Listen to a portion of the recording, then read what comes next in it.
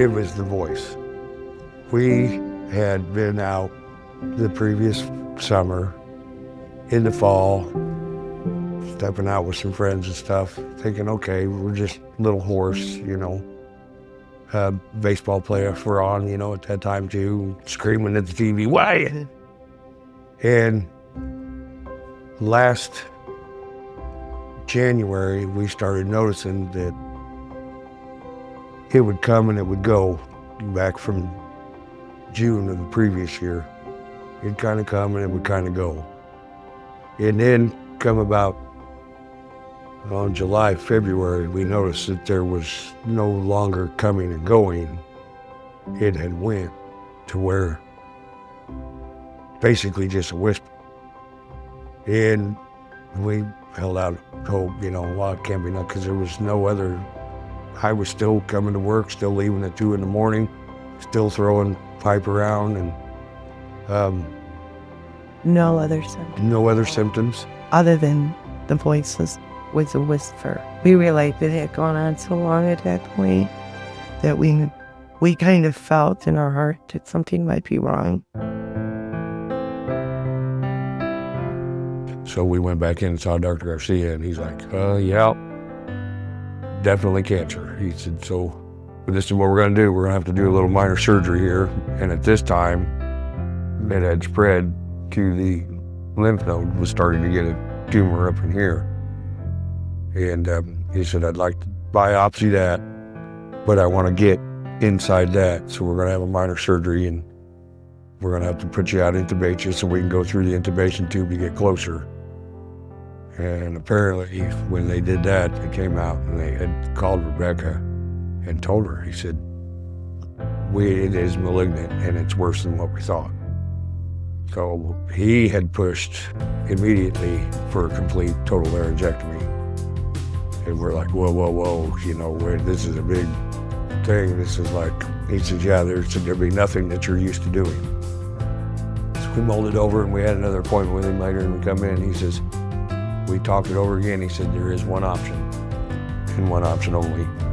He said, I'm going to put you in touch with a radiation oncologist over at Springfield Clinic, Dr. Ferraro, and let him take a look and see what he thinks. So then another surgery was in there, and then another scan, and they took pictures, and then they had Dr. Singh involved for medical oncology.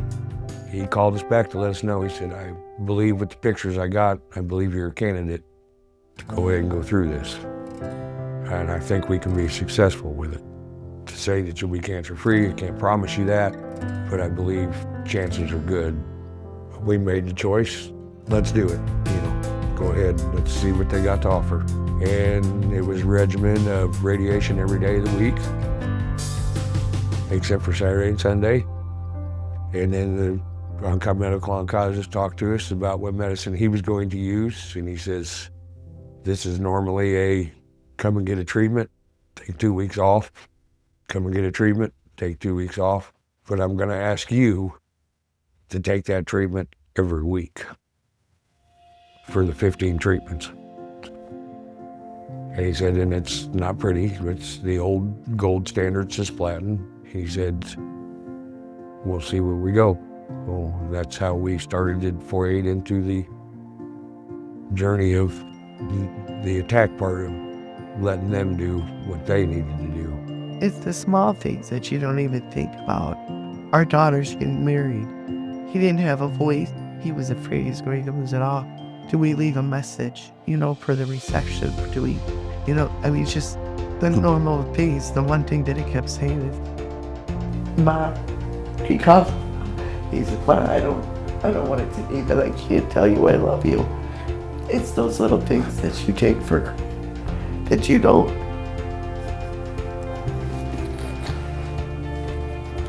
And now he's talking again. Because the voice came back about 3 weeks into it.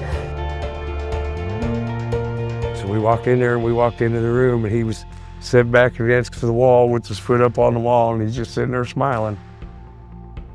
I've never seen anybody take the treatment that you've taken to continue to walk, to continue to eat, And he says, I looked at these pictures upside down, inside out.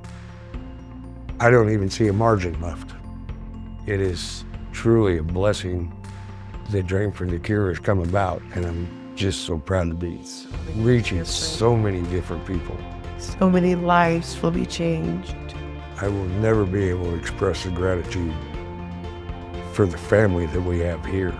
I mean, you couldn't ask for better people to work for, that you want to come to work and be a part of a company to make it go simply by how we were treated in a serious time of need.